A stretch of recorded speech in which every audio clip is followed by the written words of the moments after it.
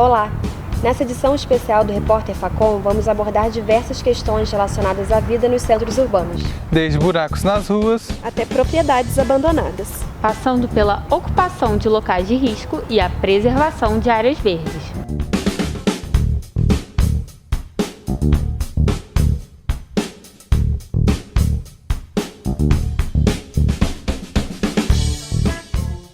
Nosso foco é direcionado para Juiz de Fora, mas muito do que vai ser abordado nesse programa pode ser identificado em outras cidades pelo país. As zonas urbanas já foram sinônimos de oportunidade de trabalho e até mesmo qualidade de vida. Mas será que essa ideia permanece até os dias de hoje? Se a relação cidadão-cidade está ficando cada vez mais complexa, precisamos questionar e refletir sobre possíveis retrocessos. Preparados?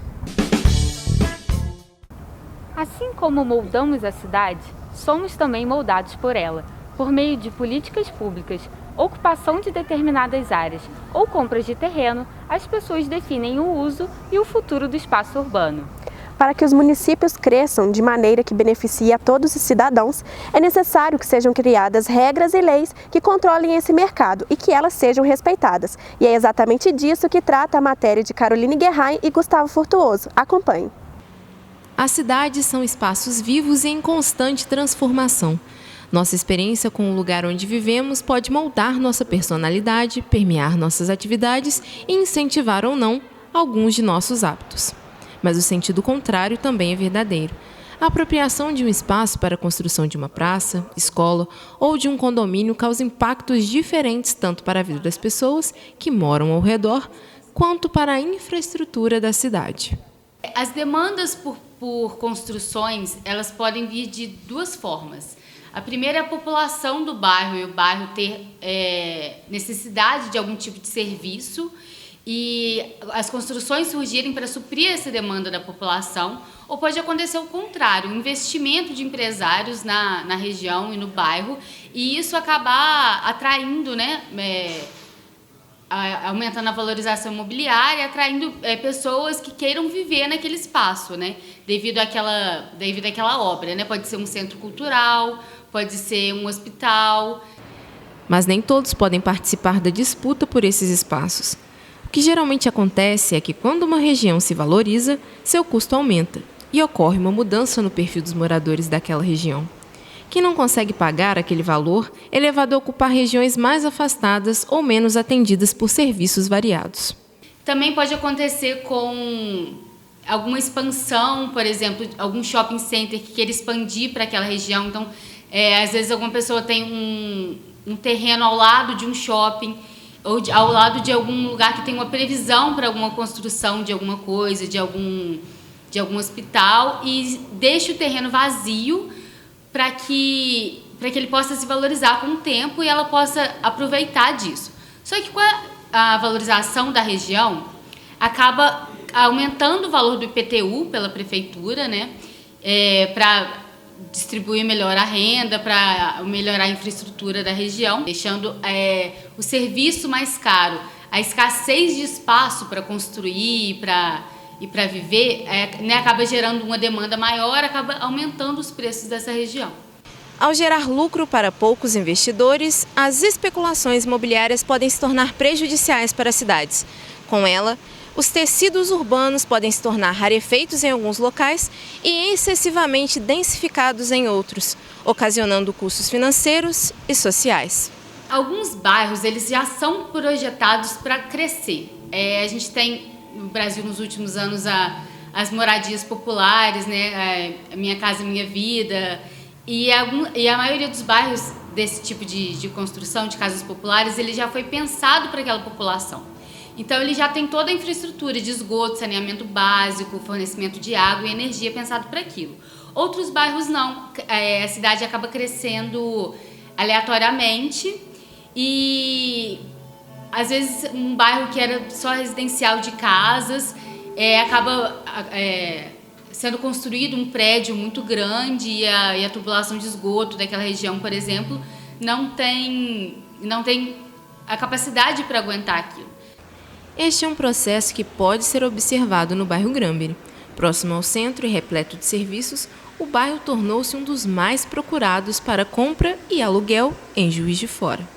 O Granbury, sem dúvida, é um dos bairros mais procurados, porque ele consegue unir várias coisas interessantes. Ele está muito pertinho do centro, dá para quem quer ir ao centro fazer tudo a pé, né? A gente não depende de carro. Ao mesmo tempo, ele ainda traz muitas características residenciais, ou seja, nas ruas ali transversais às principais, a gente não tem ainda muito comércio, que deixa ainda o bairro com aquela carinha de bairro residencial, né? E o Colégio Granbury, que é um grande atrativo para quem quer deixar os filhos irem para a escola e voltar a pé. Então a gente consegue ter a característica de bairro, a localização muito boa e a infraestrutura de colégios, serviços, mercados muito boa para quem quer ter tudo isso em volta. Esse aquecimento do mercado imobiliário na região tem transformado tanto a paisagem quanto o perfil dos que vivem ali. Famílias que moram há décadas no Granbury passaram a conviver com novos vizinhos, especialmente estudantes, que ao se transferirem de suas cidades natais para Juiz de Fora, optam por viver no local. E conseguir uma vaga para estacionar em uma das ruas do bairro tornou-se um grande desafio. O trânsito daqui também você vê que é carregado, porque hoje, como teve o acesso do Bom Pastor para o Granbury, isso aí foi uma passagem de Juiz de Fora, um acesso a Juiz de Fora que para o trânsito melhorou muito, mas para nós, para o bairro aqui, ficou assim inviável. Quando falamos em planejamento urbano, uma das coisas que vem à mente é o Plano Diretor Municipal. O mecanismo é responsável por monitorar a ocupação do solo na cidade. A arquiteta e urbanista Laura Santos dá mais detalhes na entrevista com Carolina Rezende. O que é o Plano Diretor? O Plano Diretor ele é um instrumento de planejamento urbano que nós temos, né, previsto pela nossa Constituição Federal de 88. E ele é atualmente o instrumento base da política urbana regional, principalmente no município, né, para a gente conseguir definir, por exemplo, o que a gente quer para uma cidade. Então, o plano diretor é onde vai estar traduzido essas intenções de planos para o município. E como que ele é feito? Quem está envolvido? O principal responsável pela elaboração do plano é a própria administração de cada município. Ele é elaborado em várias etapas. Então, primeiro tem que se fazer um diagnóstico, depois uma etapa de proposições para a elaboração da lei, que o plano ele é transformado em uma lei, e, por fim, tudo tem que ser aprovado. Então, tem que ser um processo bem amplo e participativo. Tem que envolver a sociedade civil, tanto organizada como membros, habitantes mesmo da cidade, membros de conselhos técnicos, como da arquitetura ou da engenharia. Não só eu, enquanto arquiteta, eu não posso elaborar um plano diretor sozinha, porque ele abrange muito mais. Você tem dentro de um plano diretor planos setoriais, né, diretrizes setoriais que vão estar elencadas de acordo com a área de habitação ou na área de meio ambiente, de saneamento básico, na parte de cultura. Dentro de um plano diretor, a gente tem uma parte que a gente chama de instrumentos urbanísticos. Esses instrumentos, eles estão previstos numa lei de 2001 que chama Estatuto da Cidade, e cada município pode escolher qual instrumento usar de acordo com a realidade municipal. Outra parte do plano diretor que é muito importante também é a parte do zoneamento urbano, que a gente chama. Que é basicamente, assim, para ser bem didática mesmo, você pega a cidade e divide em partezinhas. Então, essas partezinhas da cidade, você define, aqui eu quero que essa parte seja voltada para a habitação. Essa parte eu quero que seja uma zona comercial ou uma zona industrial. Estão definidas no plano diretor. E a partir do momento que elas vão ficando mais específicas, você tem as leis que complementam o plano diretor. E de que forma que a população participa do plano diretor? Então, aqui em Juiz de Fora essa participação foi conduzida através das leituras comunitárias na parte de diagnóstico. Então, a cidade foi dividida em várias regiões ou zonas de planejamento, não me lembro, mas as reuniões eram divulgadas naquele bairro ou naquela região e qualquer um podia participar. Você podia simplesmente chegar lá e participar. E aí era feito toda essa etapa de diagnóstico, de levantar o que vocês precisam aqui e tal.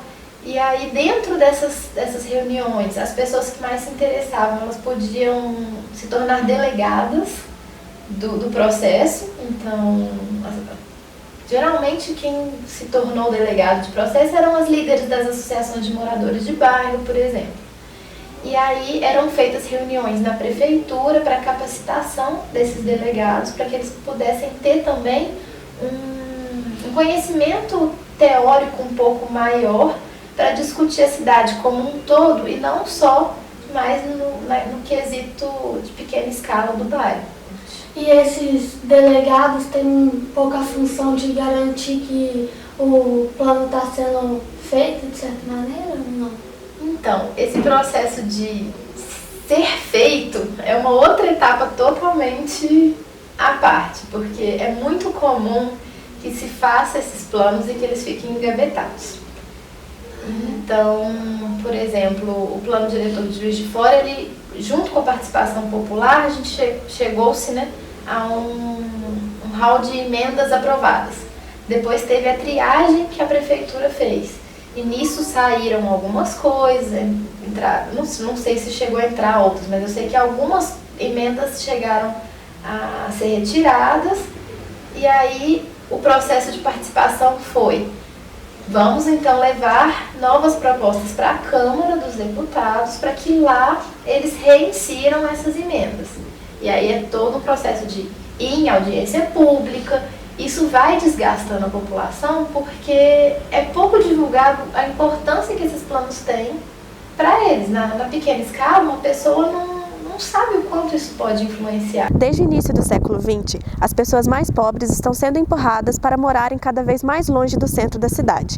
Esse processo, conhecido como gentrificação, ocorre quando áreas são valorizadas por diversos motivos, como com a construção de um shopping center. Como consequência, pessoas de maior poder aquisitivo se deslocam para aquela região e as mais pobres tendem a se mudar, já que o custo de vida daquela área torna-se mais alto. Diante dessa situação, as pessoas mais carentes tendem a ocupar locais com risco de desabamento, inundação e até contaminação. Os detalhes na matéria de Joana Campos e Gustavo Rezende. Segundo pesquisas do IBGE de 2018, no Brasil existem cerca de 27 mil áreas com risco de desastres que são habitadas, o que leva mais de 8 milhões de brasileiros a viverem nessa situação. A maior incidência de áreas propícias a esses desastres naturais em Juiz de Fora se concentra na região leste, devido a algumas particularidades. A topografia da cidade, devido ao rio, os córregos e áreas propícias de inundação. Mais de 500 famílias já foram notificadas pela Defesa Civil por residirem em uma área de risco apenas no ano de 2019. Mas, segundo a Prefeitura, a grande maioria não possui formas autônomas de se mudarem. Mesmo ciente da propensão que essas áreas têm a acidentes e do risco que estão correndo, algumas pessoas se acostumam a viver nesses lugares, como é o caso da Dona Maria das Graças. Para ela, conviver com o perigo já faz parte da rotina. Já caiu alguns barrancos aqui em casa. Eu já passei muito medo, mas agora, graças a Deus, não tem caído. Mas eu tenho que ficar aqui, porque eu não tenho outro lugar para mim ir, para mim morar. Eu tenho que ficar aqui que meu marido pode deixar para mim, né? Como acontece nos grandes centros urbanos, é uma tendência que a população mais carente seja obrigada a se distanciar do centro da cidade e que ocupe regiões mais afastadas e com maior propensão a desastres. A responsabilidade por monitorar este tipo de ocupação é da Defesa Civil e da Prefeitura, cabendo a elas o controle habitacional e o apoio a essas pessoas. A Prefeitura tem um plano habitacional, mas ela não vai conseguir atingir uma população muito grande de pessoas. Existe um plano habitacional que é pegar em áreas da Prefeitura, construir em locais onde já existe uma infraestrutura para essas pessoas, assim, posto de saúde, escolas, creches, conseguir introduzir nesses locais. Os buracos nas ruas e calçadas de Juiz de Fora são um problema que vem incomodando a população há bastante tempo. Confira na matéria de Hugo França e Alice Gottelieb. Buracos, pavimentação de má qualidade, remendos no asfalto. Tudo isso atrapalha o dia a dia dos moradores de Juiz de Fora. Ir e vir na cidade não está nada fácil. Eles fazem remendo em cima de remendo, às vezes, aquilo está uma coisa horrorosa. Nos bairros, então, nem se fala. A cidade está sendo engolida por buraco, entendeu? A gente paga um absurdo de imposto e a gente não vê esse retorno para a população. Mas você sabe o que fazer para sua reclamação chegar até as autoridades competentes? Não sei, não faço a mínima ideia. Não tenho, não gostaria até de saber. Hoje ficou mais fácil. A solicitação pode ser feita através do aplicativo Colab, baixado através do portal da Prefeitura de Juiz de Fora, ou pelo Play Store do seu celular, mandando uma foto do local onde o problema fique visível. O pedido é encaminhado para o setor responsável. A Empave é o órgão responsável pela manutenção das vias e desloca 5 equipes diárias para os reparos dos buracos. Mas isso não é o suficiente para cobrir toda a extensão da cidade. Murilo tem 41 anos de habilitação e há 1 ano e meio trabalha como motorista de aplicativo. Ele revela os problemas que enfrenta na rotina do seu trabalho, um desafio diário que coloca em risco motoristas, usuários e pedestres. A população sofre com isso, você não consegue chegar no usuário às vezes. O buraco não permite chegar até no final do destino dele.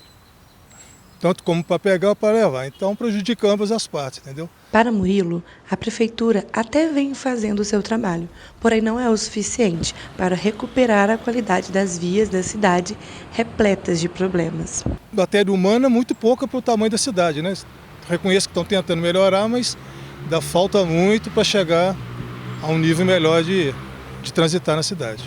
Segundo a Empave, não existe uma estratégia de prevenção, pois o asfalto é antigo e as chuvas impactam fortemente sobre a pavimentação. A Cetra foi consultada sobre o problema dos buracos nas ruas, mas até o momento não obtivemos retorno. Vale lembrar que o aplicativo Colab também pode ser usado para denunciar outros problemas. Poucas vagas para estacionar e muitas punições para os que estacionam irregularmente. Não está nada fácil para os motoristas da cidade. Confira agora na matéria de Júlia Paixão e Letícia Nunes. Chegar atrasado, estacionar em local distante e às vezes pagar um pouquinho a mais do que o previsto é uma das surpresas que podem acontecer para quem precisa parar seu carro nas ruas de Juiz de Fora. Você já deve ter percebido que o número de carros em Juiz de Fora tem aumentado e o número de vagas não tem aumentado proporcionalmente. Isso está gerando insatisfação da população. Eu trabalho num shopping, né? E aqui onde a gente trabalha não tem a vaga não é liberada para funcionário do shopping. Então acaba que a gente tem que parar na rua e muitas das vezes a gente chega até atrasado, porque até a gente conseguir arrumar uma vaga, algum lugar para parar o carro, você perde tempo e com isso você acaba chegando atrasado. Bruna é motociclista e está sempre se deslocando pela cidade, mas ela garante que boa parte do tempo passa procurando por vagas. Eu tinha carro, morava no interior e quando eu me mudei para Juiz de Fora, me assustei muito com o trânsito daqui, que não tem vaga para parar o carro, não tem como você parar numa vaga, até para a área azul tá cheio, e eu optei pela moto, troquei por moto agora e dá o mesmo dilema, não tem vaga, dificilmente tem lugar para parar, não tem área azul para pagar. Uma das soluções para a falta de vagas na cidade foi a adesão de um novo modelo de estacionamento tarifado, a área azul, que está valendo desde 2015. Mas ainda há quem diga que não é a melhor solução. Tem alguns fatores aí que fazem a gente tentar parar um pouquinho mais distante, alguma coisa assim, para tentar fugir dessa área aí, que tipo assim, o valor é até justo comparado ao que a gente tem que pagar às vezes para flanelinha, algumas coisas desse tipo. Mas compensa às vezes a gente parar um pouquinho mais longe para poder economizar um dinheiro, alguma coisa assim. E é difícil para você pagar área azul, é só moeda, e geralmente não tem moeda, tem que sair para trocar. Em abril deste ano, foram autuados 30 carros por estacionamento irregular na área azul noturna. Infração grave, com perda de 5 pontos na Carteira Nacional de Habilitação e multa de R$ 195,23. Alguns comerciantes aqui do bairro Alto dos Passos que não puderam gravar a entrevista afirmaram que alguns clientes pedem para passar à frente de outros, já que o carro deles está parado em local indevido. Para quem estaciona em locais proibidos, o valor da multa é o mesmo para quem não respeita a área azul. Já nas vagas reservadas para as pessoas com deficiências ou idosos sem a credencial, o valor a ser pago é de R$ 293,47, além de menos 7 pontos na carteira. Nossa equipe foi até o bairro São Geraldo e conversou com a Valquíria, que hoje representa o condomínio Vivendas do Belo Vale, um dos conjuntos habitacionais entregues pelo programa Minha Casa Minha Vida. Entenda mais sobre esse projeto do governo federal na reportagem de Bianca Ramos, Alan Santana e Jean Teixeira. Era um sonho, né? E sonho, quando a gente realiza ele, a sensação que tem é que alguém está tirando a gente do chão. Em 2010, o sonho de Valquíria começou a ganhar forma. Surgiu o projeto, né, Minha Casa Minha Vida, e chamaram as pessoas para fazer uma inscrição. E eu fui uma delas. E 2011, no princípio do ano, teve um sorteio e eu fui contemplada. Um desejo que ultrapassou gerações. Minha mãe sonhou a vida inteira em ter a casa própria, morreu sem conseguir. E para mim foi assim, glória. A mais nova moradora do São Geraldo agora tinha outro desafio. A convivência no condomínio Vivendas do Belo Vale, um conjunto habitacional com 128 moradias. Nós deparamos com pessoas de todas quanto forma, de todo quanto jeito. E as pessoas... é bem diferenciada. E você morar em conjunto, é água junta, né? Sair lá fora, parar de frente com a casa do outro, foi muito difícil, né? As pessoas não tinham respeito, a verdade é essa, respeito um pelo outro, debaixo das janelas, fumando, e também drogas, né? Eu não estava acostumada. E confesso a vocês que até pensei em ir embora. Uma mulher forte que, em meio ao caos, resolveu agir. Em uma das casas abandonadas, criou uma brinquedoteca. Entrei na casa junto com as crianças, limpamos a casa e falamos, vamos arrumar um jeito de fazer uma brinquedoteca. E aí começamos. Daí a pouco as crianças falaram, vamos começar a arrecadar livros, vamos fazer uma biblioteca e tal. E aí começamos a divulgar lá fora, conversando com um e com o outro, e de repente virou uma biblioteca de verdade. O projeto, que iniciou em 2017, contou com doações e ajuda de voluntários. O bairro não tem nenhuma atividade de lazer. A brinquedoteca é a oportunidade de aproximar as crianças da educação e da diversão. Um sonho que uma mulher de 60 anos resolveu abraçar. A minha ideia seria o quê? Ter pessoas voluntárias trabalhando aqui dentro, como ensinando as crianças os exercícios de casa, porque tem muitos que não têm dentro de casa uma pessoa que saiba ensinar, né? Então eu queria assim, voluntários trabalhando com eles, mesmo para educação, para que tirasse eles da rua, das drogas, que eles tivessem uma coisa que eles pudessem falar. Nós temos isso aqui, nós não precisamos de estar lá fora no mundo das drogas. Criado em 2009 durante o governo Lula, o Minha Casa Minha Vida é um programa de habitação federal que já ergueu mais de 4 milhões de residências em todo o país. Em Juiz de Fora, o programa já implantou 16 conjuntos habitacionais, que abrigam cerca de 3.600 famílias. O Minha Casa Minha Vida é administrado pelo governo federal. Aqui em Juiz de Fora, a Em Casa trabalha juntamente com a prefeitura para atender famílias contempladas pelo programa social. Qualquer informação do Minha Casa Minha Vida é na Em Casa, tá? Dentro da prefeitura, né? A Caixa também dá as informações, mas dentro da prefeitura o órgão responsável para estar recebendo esses beneficiários ou qualquer pessoa, né, que tem interesse em se candidatar para o programa é a Em Casa. O financiamento pode variar de acordo com a renda de cada família. Ele tem modalidades, né, que são ele é o Minha Casa Minha Vida Urbano, o Minha Casa Minha Vida Entidades e o Minha Casa Minha Vida Rural. Dentro do Minha Casa Minha Vida Urbano, né, que é o que a prefeitura atua, ele tem as faixas. Então as pessoas que têm renda familiar de 0 a 1.800 estão na faixa 1. Então essas pessoas são as pessoas que é o público que a prefeitura atende, o público que a prefeitura fez sorteio. Então esse público, a prefeitura é responsável pela demanda. Acima de 1.800 até 6.500, aí vem a faixa 1,5, faixa 2 e faixa 3. Aí já é direto com a construtora, com as construtoras, né, que tem o produto, ou com a Caixa. A falta de fiscalização dos imóveis é uma das falhas apontadas no programa. não sendo possível contabilizar as moradias abandonadas na cidade e iniciar, assim, a reintegração de posse. Ela acontece mediante denúncia. Como não tem essa fiscalização, a Caixa só recebe denúncias e atua somente nas denúncias. Então, não é todo imóvel que está irregular, que está vazio, que vai ser reintegrado, somente se for denunciado. O ministro do Desenvolvimento Regional, Gustavo Canuto, anunciou em comissão na Câmara dos Deputados no mês passado que pretende modificar a dinâmica do Minha Casa Minha Vida. Famílias com renda de até um salário mínimo não seriam mais proprietárias de seus imóveis, que pertenceriam ao Estado. Em troca, o governo faria financiamento de 100%. Apesar disso, ele esclareceu que os termos ainda não estão definidos e podem ocorrer mudanças. Então, famílias numa situação realmente muito precária, financeira, vão ser chamados, vão ser selecionados, e aí com a parceria do Ministério da Cidadania, do ministro Osmar Terra, serão chamados para esses condomínios, não pagarão um único real para ficarem nesse condomínio, só suas despesas de luz e água, pessoais. Diante de tantos desafios e a incerteza, aqueles que conquistaram o direito à moradia previsto na Constituição desde 2000 continuam a caminhada em busca de uma vida melhor. Entre alguns direitos sociais estão previstos a educação, a saúde, a alimentação, o trabalho, a moradia, o lazer, a segurança e a previdência social. Valquíria é o exemplo de alguém que, ao conquistar um sonho, continua seguindo em busca de uma vida melhor.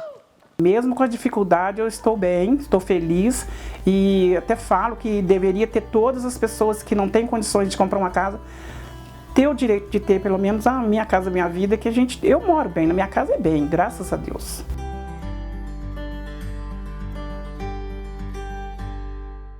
A Em Casa fica na Avenida 7 de Setembro, número 975, e funciona de segunda a sexta, das 9 às 17 horas. Outro grave problema da cidade que traz grandes transtornos para a população são as propriedades e construções abandonadas. Conviver com elas faz parte do cotidiano de muita gente. Confira agora na matéria dos repórteres João Guilherme Santos e Vivian Armon.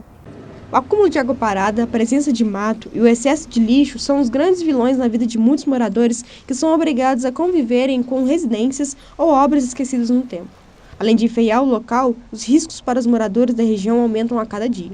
Dona Marli Tavares sabe muito bem o transtorno que o descaso pode causar. Moradora do bairro Poço Rico, há anos enfrenta uma grave infiltração dentro de casa devido ao descaso dos donos da casa ao lado, que hoje vive abandonada. Ela está dando infiltração na casa toda e vai afetar o vizinho, porque é parede meia e a casa está caindo em cima da minha. No quintal encontramos lixo, entulho, mato alto, além de janelas já estarem quebradas e as paredes apresentarem algumas rachaduras. De acordo com Mali, a Defesa Civil já esteve no local, mas até agora nada foi feito. Já esteve 2 vezes. O que eles falaram para você? Não encontram os donos. Não encontram. Qual é o seu maior medo por causa disso? De cair tudo em cima de mim, né? Porque está muito perigoso mesmo. Muitas pessoas acreditam que o centro da cidade está imune a esse tipo de abandono, mas parece que não é bem assim. Nós estamos na rua Batista de Oliveira e nós encontramos essa casa abandonada, onde seguimos vizinhos há anos e ninguém faz nada. Nós conversamos com Cila Gonçalves, antiga moradora do bairro e vizinha de frente da casa. Segundo ela, trata-se de uma propriedade particular. Há cerca de 6 anos, os donos da propriedade faleceram e deixaram de herança para um sobrinho que não cuida do local. E ela está destruindo cada vez mais, porque os donos que moravam aqui já não cuidavam mesmo. E eles faleceram, aí ficou pior ainda, porque ninguém cuida, a prefeitura não olha. E a minha filha, quando passava aqui desse lado, tinha um pedaço de vidro pontudo nas janelas. Eu chamei até um eletricista que estava aqui na rua para pegar o vidro, que dava um perigo de cair na cabeça da pessoa até matar. João Cocati, também morador da região, aponta que fica preocupado com o acúmulo de água que fica no telhado da casa com as chuvas, principalmente por conta da dengue. A laje dela, nós chovia e poça uma água, então 2, 3 dias aquela água seca. E pelo que a gente ia falar, no que enquanto tinha água ali, quando botou o ovo, mas secura permanece ali. Chove outra vez, aí cria lá. Outro ponto de descaso está localizado na esquina da Itamar Franco com a rua Espírito Santo, no centro de Juiz de Fora. O casarão, conhecido popularmente como Palacete dos Felé, se tornou patrimônio municipal em 2013. Sua demolição começou a ser feita após ser vendida para outra família. Apesar de ser proibido por lei a destruição do local, para o Ministério Público, o responsável por essa depredação ainda é um mistério. Hoje, o que era para ser um registro do passado pode ser considerado um perigo para as pessoas que moram ou passam diariamente por ali. Já na rua Severino Meireles, no bairro Alto dos Passos, encontramos mais um caso de abandono. Dessa vez, trata-se de uma obra de um prédio de mais de 6 andares que não chegou a ser finalizada. A estrutura, que fica próximo de um hospital, já acumula lixo, mato, além de ter ferros expostos já enferrujados pelo tempo. Apesar de serem áreas particulares, cabe à Prefeitura fazer a fiscalização desses locais e autuar os donos dos imóveis irregulares. Nós procuramos a Secretaria do Meio Ambiente e Ordenamento Urbano, que é responsável pela fiscalização em Juiz de Fora. Graciela Marques, chefe de Departamento de Fiscalização, nos explica os riscos que estes locais podem trazer para a população. Esse tipo de imóvel, ele traz grandes prejuízos à população do entorno, especialmente no que diz respeito à saúde pública, que pode ocasionar o aparecimento e a incidência de vetores, como por exemplo no caso da dengue, né, e outras doenças, além da questão da segurança pública, né, visto que ali pode servir de esconderijo, né, para pessoas que têm alguma má intenção de querer cometer algum ilícito. Há o risco das obras abandonadas, que podem ser utilizadas por alguém inadvertidamente e acabar acontecendo algum problema, né, algum incidente ou acidente com a pessoa, né, como foi o caso já aconteceu com um menino que adentrou uma obra abandonada e acabou caindo e vindo a falecer. E tem a questão também das queimadas em lotes vagos, que podem trazer prejuízos ao meio ambiente, à saúde da população, novamente, como já disse antes, e também a questão de trazer risco também aos imóveis do entorno. Em Juiz de Fora, segundo a Prefeitura, mais de 1.600 imóveis já foram fiscalizados nos últimos 6 meses. Após a primeira visita, o proprietário tem um prazo de 15 dias para regularizar a sua casa. Mantendo a punição, é aplicada uma multa no valor de R$ 619,10. É muito importante que os proprietários tenham consciência de que ele tem o direito à propriedade, mas ele tem deveres com essa propriedade. E dentre esses deveres, especialmente, de mantê-la, né, limpa, né, higienizada, capinada, se for o caso de lote vago, porque isto traz uma certa tranquilidade à população e evita a questão dos focos da dengue. As denúncias podem ser feitas pelo aplicativo Colab, disponibilizado pela Prefeitura, ou nos pontos do Espaço Cidadão. Na entrevista dessa edição especial, a repórter Bruna Assis conversa com o professor e sociólogo Igor Rodrigues sobre a situação da população de rua em Juiz de Fora. Confira.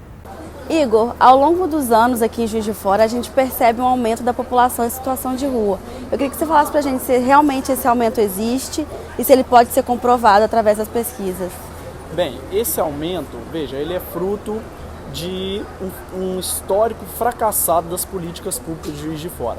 Certo? Não houve ao longo do tempo uma política sistemática de enfrentamento e cuidado com essa população. O primeiro censo realizado foi nacional, que foi o censo do Ministério do Desenvolvimento Social e Combate à Fome no ano de 2009. Esse censo apontava 605 pessoas em situação de rua. O censo seguinte foi o local, o censo da população em situação de rua da Prefeitura, que indicou 879 pessoas nessa condição. Ambos têm metodologias distintas, porém a curva, a tendência, demonstra que houve um crescimento, né? Esse crescimento ele também é revalidado pelo aumento do número de pessoas que utilizam serviços, né, destinados a esse segmento. Né?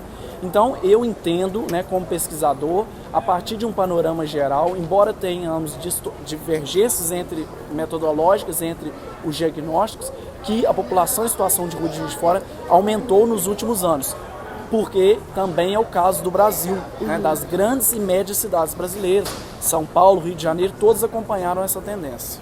E você acha que apenas as políticas públicas são o que motiva esse aumento ou tem alguns outros fatores que interferem? Bem, eu vejo assim, a política pública é o grande aguilhão do problema. Veja, não há um tipo de adequado, a política pública ela não segue muito bem a realidade dessas pessoas, e também os 3 pilares que são da vida social, que é o quê? A primeira questão, o capital social, ou seja, os vínculos que o indivíduo possui. Essa população, ela tem como característica a fragmentação dos vínculos afetivos familiares. Né? A segunda questão é a falta de capital econômico, também uma questão material, de desprovimento material. E a terceira questão que leva às ruas é o desprovimento de um capital cultural, que são predisposições para que esse indivíduo seja incluído na sociedade no modo geral. Então são disposições como, por exemplo, autocontrole, disciplina, privilégios de classe. Privilégios de classe. Esses 3 pilares são o que constituem a rua. Tem que ser interpretada como um processo. Não é o começo da exclusão. Na verdade, a rua revela uma exclusão, percebe? Então ela é a ponta de um iceberg. Ela revela um longo processo que pode ser, não é só de um dado traumático, só de um ponto específico, mas de uma série de fatores. E essa população a gente percebe que ela aumenta à noite, no período da noite. E a gente sabe que aqui em Juiz de Fora existem casas que acolhem essa população.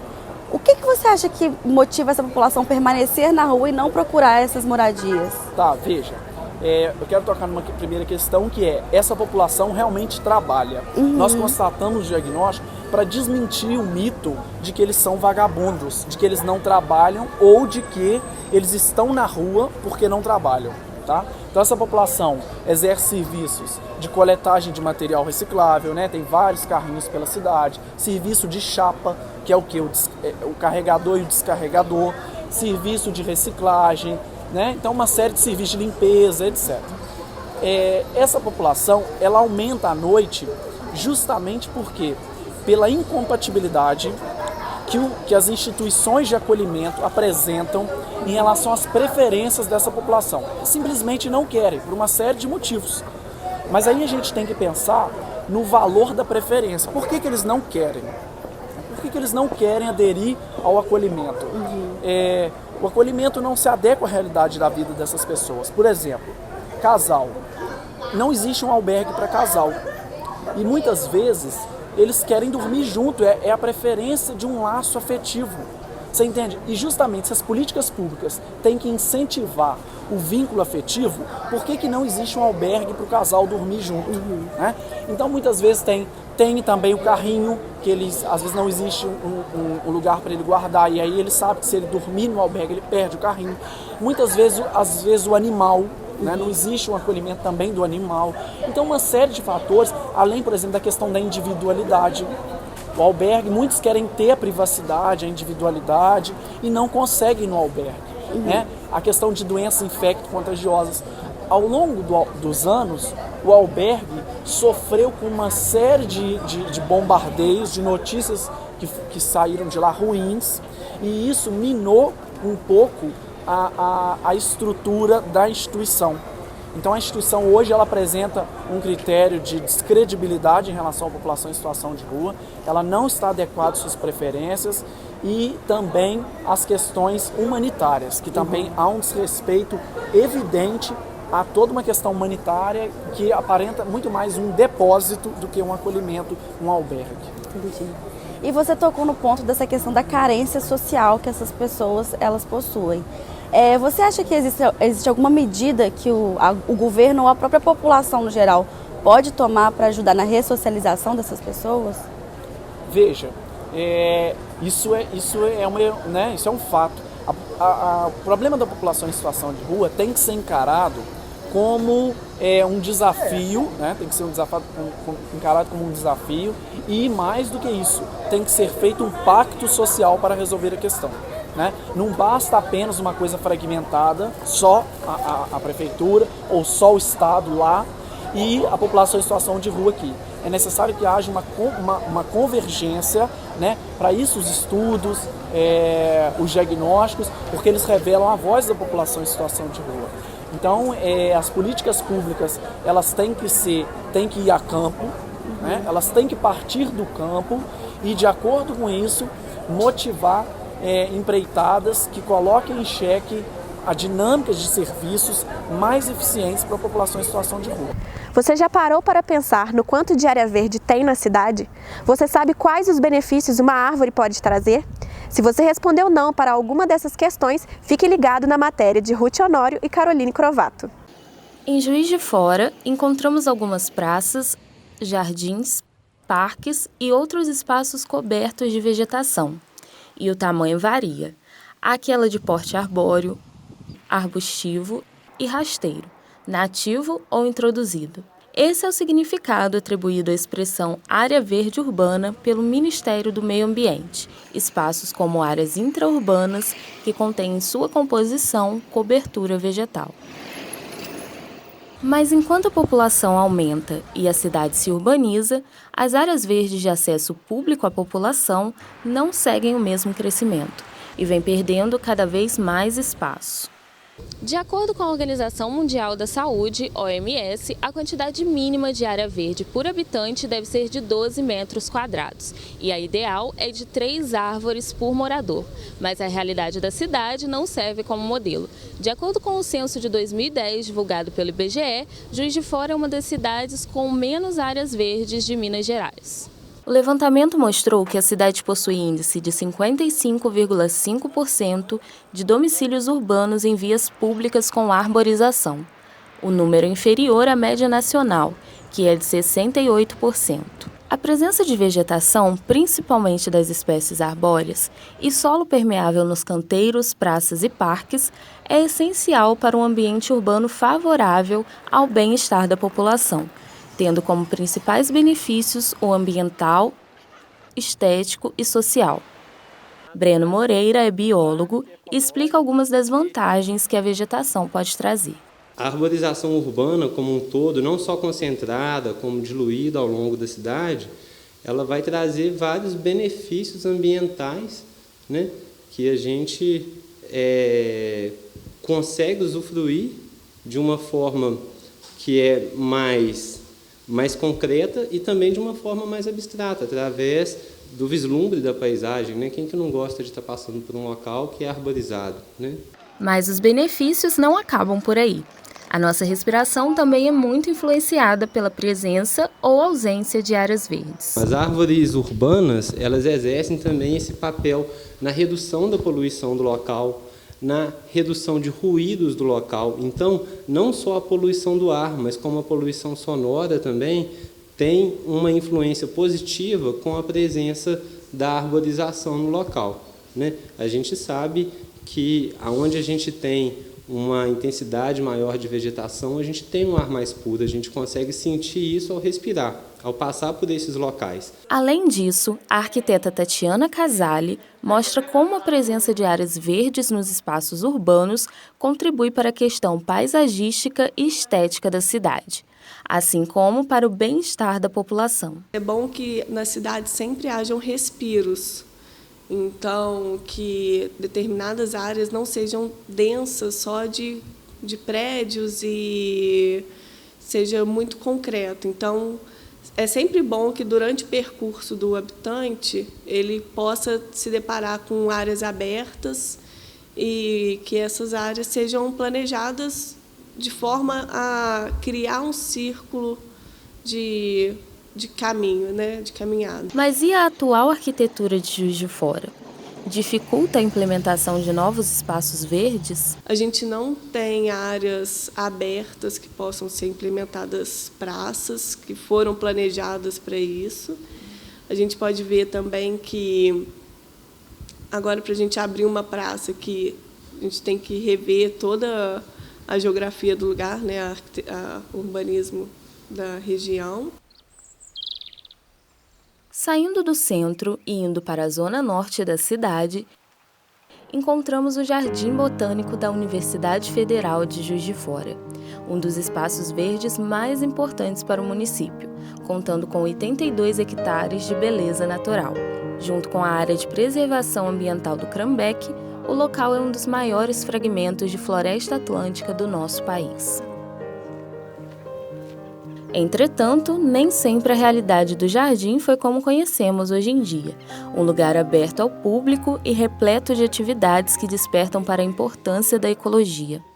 Há cerca de 80 anos, a área foi particular e fechada, despertando a cobiça de investidores do mercado imobiliário.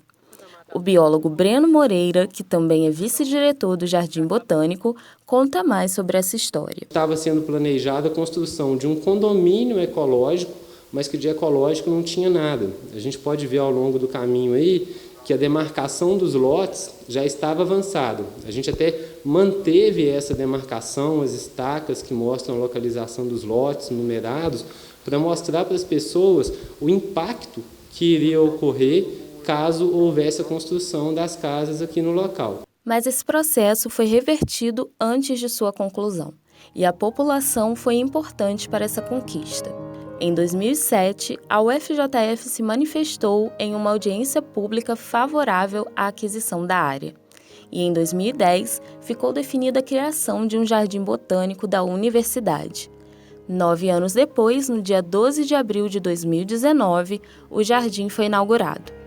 Porém, se esse processo não tivesse sido revertido, as construções poderiam trazer graves consequências para o meio ambiente. O impacto inicial seria o desmatamento de uma grande área.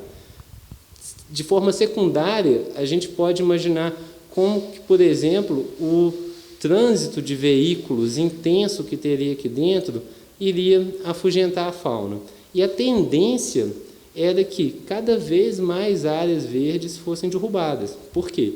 Porque a área ainda iria ficar sob propriedade da empreendedora. Eles iriam querer lucrar em cima. Então, a possibilidade de que novos lotes fossem sendo demarcados com maior quantidade de desmatamento era grande. Depois de tantos altos e baixos nessa história, Breno ressalta a importância do local para a sociedade. A gente consegue ampliar o acesso ao que a gente chama de sociobiodiversidade, que é essa interação do ser humano, essa interação das pessoas com esse ambiente natural, o que proporciona o despertar de uma consciência ecológica nas pessoas. Lívia é de Macaé e aproveitou as férias para conhecer o jardim. É muito bom ter um espaço aberto, com mata, vegetação. Hoje em dia é tão difícil encontrar nas cidades grandes locais como esses. Então é bom para trazer os filhos, passear, ficar um pouco desconectado. Eu acho que qualquer indivíduo que venha ao jardim, faça uma visita e consiga sentir as energias positivas que emanam dessa floresta, ele vai tentar sempre repassar esse aspecto de conscientização ambiental, da necessidade de preservação de áreas verdes. Eu acho que essa multiplicação dessa consciência ecológica talvez seja uma das principais missões do Jardim Botânico. O Repórter Falcão Especial fica por aqui. Esperamos que você tenha gostado. Para mais conteúdo, veja os programas anteriores no nosso canal no YouTube. Obrigada e até logo!